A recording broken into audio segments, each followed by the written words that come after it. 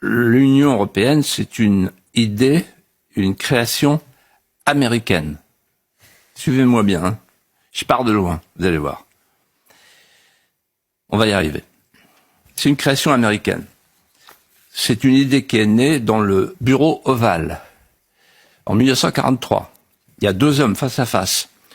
Le président des États-Unis, Roosevelt, et le conseiller, son conseiller technique, qui est de nationalité anglaise, qui est banquier américain, qui s'appelle Jean Monnet, qui passe sa guerre aux États-Unis.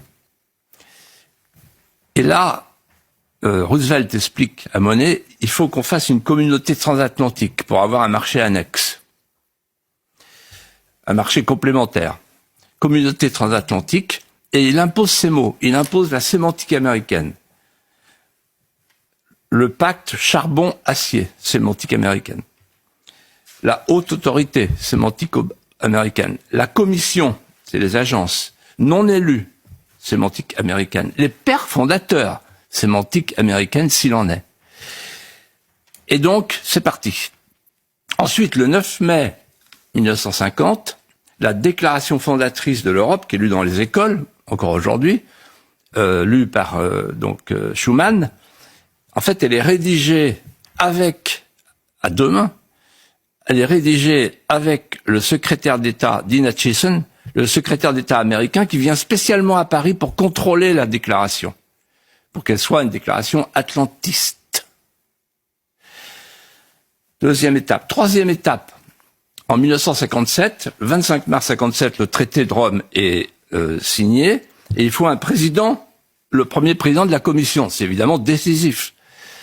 Et John McLeod, retenez ce nom, qui est le haut commissaire américain de l'administration alliée qui occupe l'Allemagne, suggère à l'oreille d'Adenauer de prendre quelqu'un qu'il connaît bien, puisqu'il l'a rééduqué, qui s'appelle Walter Hallstein. Walter Hallstein, c'est un officier supérieur allemand en national-socialisme. C'est lui qui enseigne le national-socialisme aux soldats allemands. Il est arrêté le 26 juin 1944 à Cherbourg. Il y a les photos, j'ai publié ça dans un livre. Et ensuite, il est rééduqué à Fort Getty, aux États-Unis, rééduqué par les Américains, notamment par John McLeod. Et Adenauer dit on prend.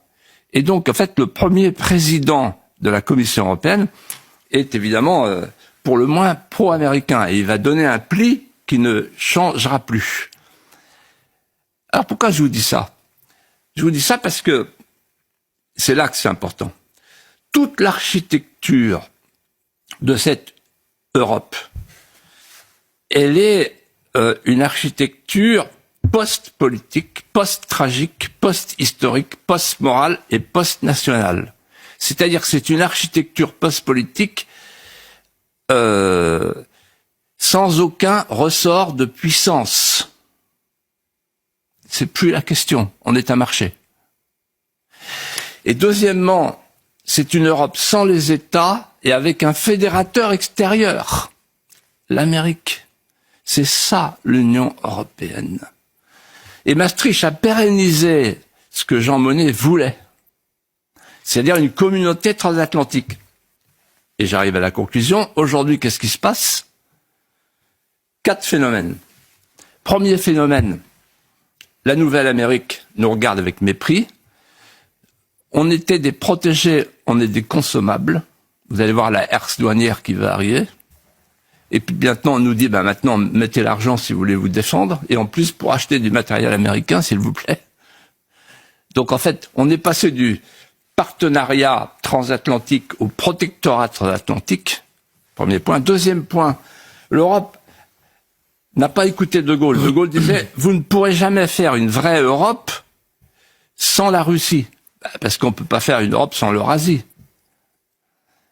Sinon, on fait un bout d'Europe. C'est ce qu'on a fait. On a fait, non pas l'Europe de l'Atlantique à l'Oural, mais l'Europe de l'Atlantique sans l'Oural. Donc, c'est un moignon d'Europe. Troisièmement, la défaite de l'Ukraine, j'ai dit ça il y a 1 an, il y a 2 ans, ici même, avec vous en souvenez, sera la défaite de l'Europe, de l'Union européenne. On est en plein dedans. Van der Leyen, ils ont l'air malins, ils voulaient envoyer des troupes, ils flirtaient avec le nucléaire, etc. Ils jouaient les gros bras, voilà. Et donc, en fait, les deux slogans de 92, c'était l'Europe puissance et l'Europe c'est la paix. Non, l'Europe c'est pas la paix, l'Europe c'est la guerre. On a été faire la guerre ailleurs que chez nous, à l'extérieur de chez nous, entre deux peuples slaves pour les départager. Absurde. Les historiens diront ils étaient fous. Et tout ça pour en fait faire une Europe plus unie. Vous voyez.